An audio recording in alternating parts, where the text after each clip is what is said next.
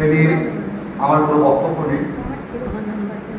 আমরা সারা বছর ধরে থিয়েটারের কাজকর্ম ছাড়াও আমরা এই ধরনের কাজকর্ম করে থাকি, সামাজিক কাজ এবং সাংস্কৃতিক কর্মকাণ্ড আমরা করে থাকি। তা আজকে আমার মঞ্চে আসা এই জন্যে যে এই কর্মকাণ্ডটাকে যিনি সফল করে তুলেছেন তিনি আমাদের নাট্যগুরু তাপস মুখোপাধ্যায়। তার চিন্তা ভাবনা অনুযায়ী আমরা আমাদের থিয়েটার বলুন বা আমাদের সাংস্কৃতিক সামাজিক কাজকর্ম বলুন সবটাই পরিচালিত হয়। আপনারা সকলেই জানেন যে কিছুদিন আগে আমরা মাইকেল মধুসূদন দত্তের 200 বছর পূর্তি উপলক্ষে যে অনুষ্ঠান করেছিলাম তার সঞ্চালনার দায়িত্ব তারই ছিল, কিন্তু দুর্ভাগ্যবশত তার অ্যাক্সিডেন্টের জন্য সে দিনটা উপস্থিত থাকতে পারেননি।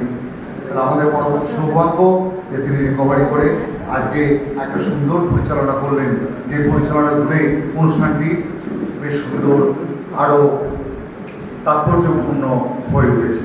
আমি সংস্থার পক্ষ থেকে তার হাতে একটি পুষ্পস্তবক তুলে দিয়ে আমি তাকে সম্বর্ধনা জানাতে চাই।